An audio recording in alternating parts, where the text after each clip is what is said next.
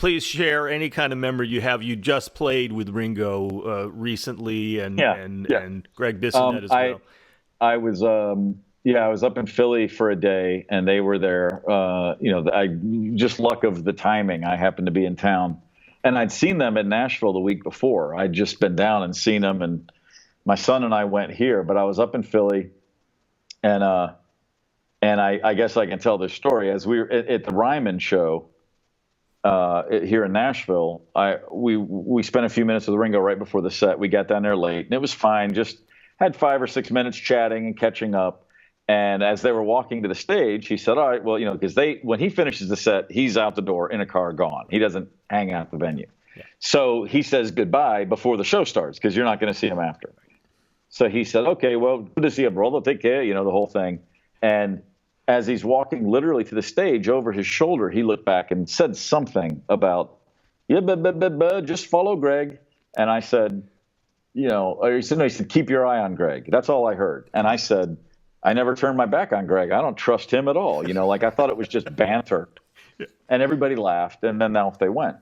And so I watched the show and had a great time. And then I got up the next day, and Bissonette called, and he goes, dude, where were you? And I said, what do you mean? And he goes, where were you on Little Help from My Friends? Ringo said, jump up on the last song, which they haven't been asking people to do that for a few years. I know that. It's just...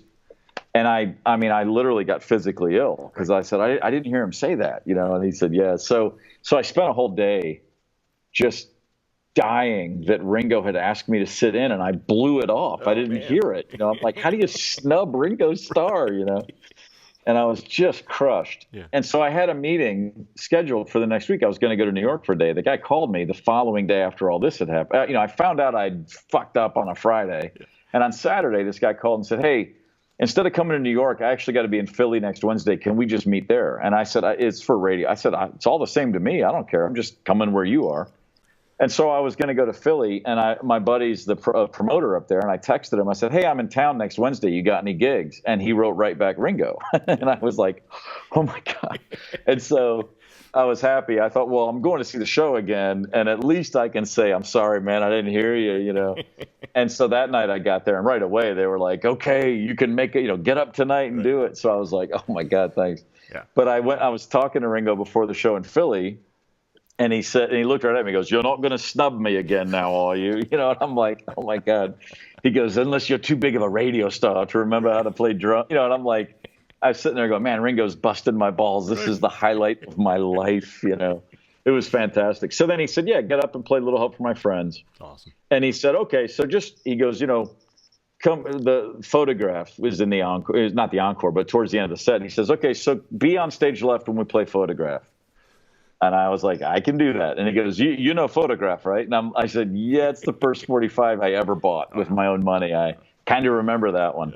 And it was fantastic. I was having an anxiety attack while they were playing Photograph. I'm standing there going, oh my God, this is about to happen. I'm going to get on stage with Ringo. When I got to the Kid, I was fine, but the buildup just was crazy. Right. But yeah, it was a blast.